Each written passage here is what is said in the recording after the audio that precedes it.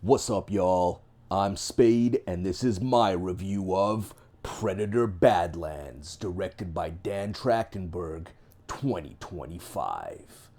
Hey, yo, what's up, y'all? As promised, here's my Predator Badlands review. I actually enjoyed this movie quite a bit, went to the theaters to see it, but I've noticed there's a lot of controversy online about this one, and some recent developments that might change the trajectory of the whole Predator franchise. Now, before I get into it, I'm gonna talk full spoilers, so here's your spoiler warning. If you haven't seen the movie, it's out now on Disney Plus and Hulu. Go check out the full movie, then come back and watch the rest of this video. Also want to give a huge shout out to everybody who tapped into my last song release. I released it on YouTube and Bandcamp exclusively, and I appreciate all the love. Now don't forget to leave a like on this video. Please subscribe if you're not, really does help out my channel. I'm a small creator, so every single like, comment, and interaction really helps me out. Now without further ado, let's get into it. So first, I'll talk about the things that I like. So I thought the action was pretty dope. Lots of cool fights, lots of dope gadgets. We get to see Predator on Predator combat. We get to see the Predator fighting androids, synthetics, and all types of different alien creatures. I also really like that we got an in-depth look at the Predator culture and lore, or I guess you could call it the Yautja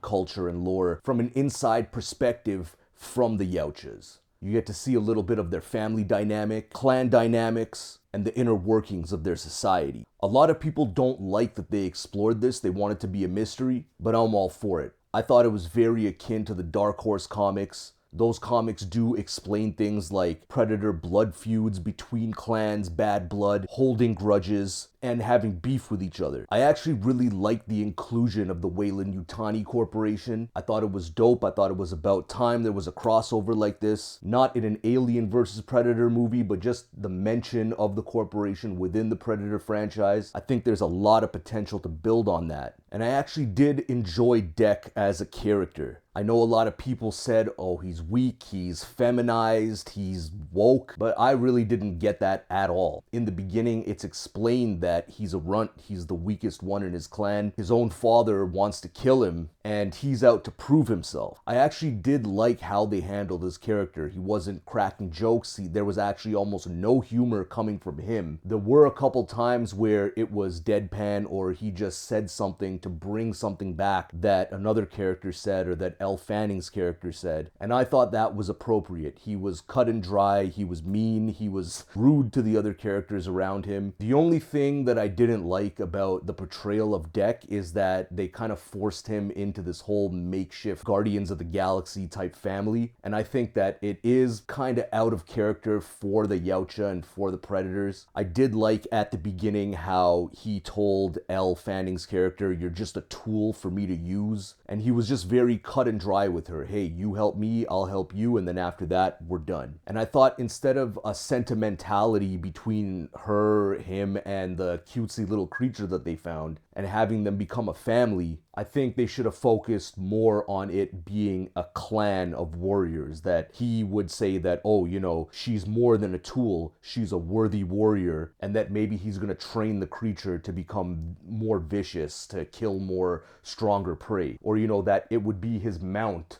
when it grew up. I forget what the name of the main creature he was trying to kill was, but a predator riding one of those would be pretty badass. I think the main thing that I really enjoyed about this movie is that it was just kind of straight to the point. It didn't beat around the bush. I knew what to expect, and the action was really good. That's the number one thing I wanted to see in this movie. I wanted some good kills, some brutal action, good fights with the Yautja versus different aliens, and I do think that we got that. I saw online a lot of people being disappointed that the movie wasn't more brutal, more violent, wasn't more gory, and that it wasn't actually rated R, and it was rated PG-13, and that detracted from it. I do agree a little bit that there should have been more human violence, but I do get what the director is going for in this instance. We are in a very weird space of movies right now where if a movie is rated R, it's probably not going to do the best at the box office, with some exceptions. And then Disney being involved with this also muddies the water. In my opinion, Predator and Alien, these aren't family-friendly franchises. These are R-rated, brutal, violent franchises for adults and, maybe teenagers. I watched the movie when I was a kid.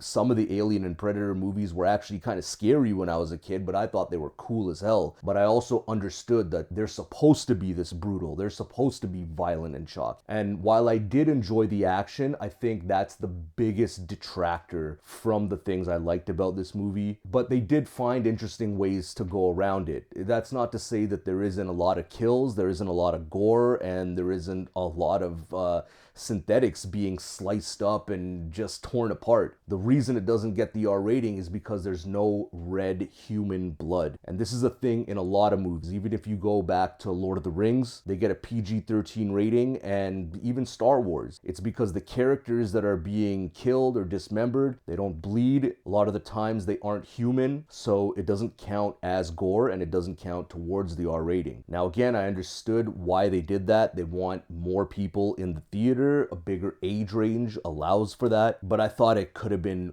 more intense. And now let me talk about the things that I didn't like. So like I said, I thought there could be better action, a little bit more gore, more brutality, but the number two thing after that I really did not care for was the inclusion of the baby creature that follows them around. It just seemed so out of place and like such an obvious studio note from Disney. Really didn't do anything for me, and I think that the entire movie could have gone without this creature being with them. Now that being said, I really liked the design of the adult version of that creature. I thought it was cool looking. I thought its abilities were dope, but you didn't need the baby there for the whole movie. To have some kind of cutesy little creature in a Predator movie, it doesn't fit for me. Another thing I really didn't like was Elle Fanning's character in this movie, the portrayal of the synthetic. I thought she was way too human. I thought it would have been better if she was more of an android, more robotic, especially in her dialogue. I think that in itself would have made for great humor. Just the Yautja being mean as hell, and then an android who is just straight up and robotic. I think there could have been a lot of funny little moments between them. I just didn't like the fact that she kept trying to convince him that he has nothing to prove, or that there's some kind of sentiment in what he's doing. I think that, her being an android, her being a synthetic, she should have detailed files on the Yautja, and she should tell him facts like, hey, if you do this, they might kill you anyways. And then he would think about that and be like, you know what, but I'm still gonna do it for my own sense of honor. And then lastly, there's one small thing I had a bit of a problem with. I don't think it's a good idea to have the Predators using swords.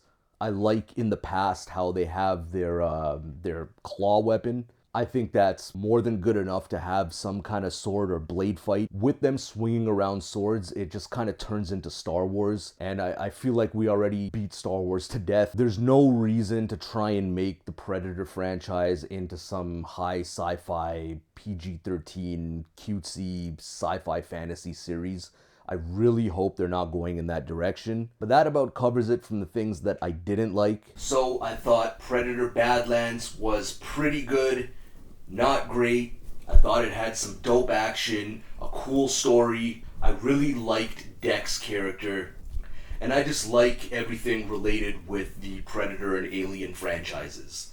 And this one was one of the better movies. However, I do think it could have been a little bit more mature. It didn't need the cutesy Disney creature. And I do think going forward, these Predator movies need to be R-rated and bloody. So I'll give Predator Badlands 7 out of 10. What did you think? Do you agree with my rating? Do you not? Let me know in the comments.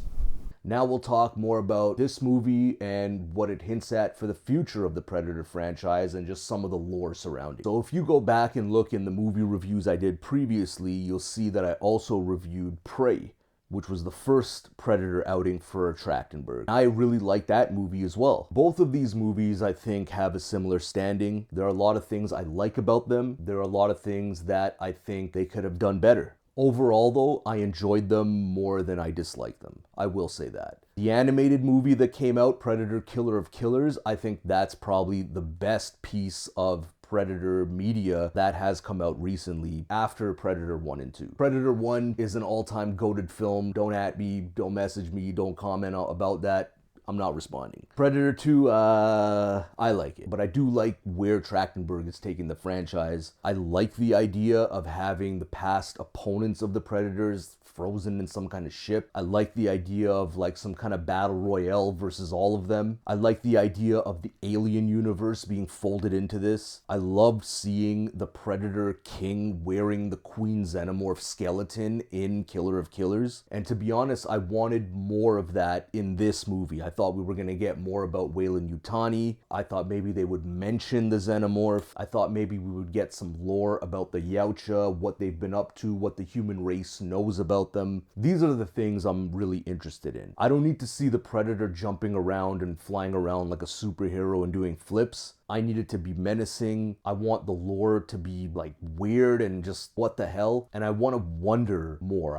The more I find out about these creatures, the more I want to wonder about them. Because that's the original sense I got in Alien 1, Alien 2, Predator 1, and Predator 2. It opened a whole box of questions, and it just seems like we never got answers to a lot of those questions. So here we are almost 40, 50 years later almost. Now, I mentioned earlier that this movie reminded me a lot of the Dark Horse comics, and I personally think that's a good thing. I've been into the Predator franchise probably since I was about 9 or 10 years old. After watching the first two movies, I found the Dark Horse comics somewhere, and they were just wild and wacky, but also just brutal, intense, and really interesting about the Predator, the way it handles itself, the way it fights, and its honor system. Always had me really intrigued, but this movie went in detail like those comics, and that's something that I would like to get more of. But like I said, I don't want it to turn into Star Wars. I don't need to see Predators flying ships and fighting like X-Wings. I want to see more Predator 1 type brutality. And that brings me to the most recent development in this whole thing, well, depending on where you're watching, which is that Disney apparently is no longer producing these movies. It's going to go to Paramount Studios.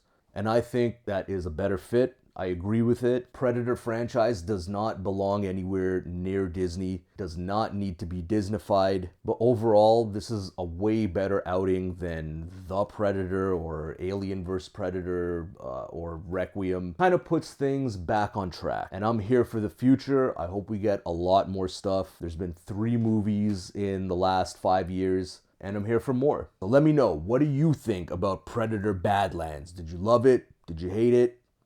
Are you neutral? And what do you want to see most out of this franchise? Let me know in the comments below. Again, thank you all for watching. Big shouts to all my subscribers, everyone listening to the music, and I got a lot more stuff coming your way this year. New song dropping at the end of this month, so stay tuned for that. And you know I got to give you my thoughts on the Fantastic Four First Steps and what I think about what's next for the MCU, Doomsday, and Secret Wars. So yo, I'm a busy guy, I got a lot going on. Hopefully I'll get the next review for you next month in March. That'll be Fantastic Four. And at the end of this month, I got a new track coming out. So that's all for now, and I'll see y'all next time.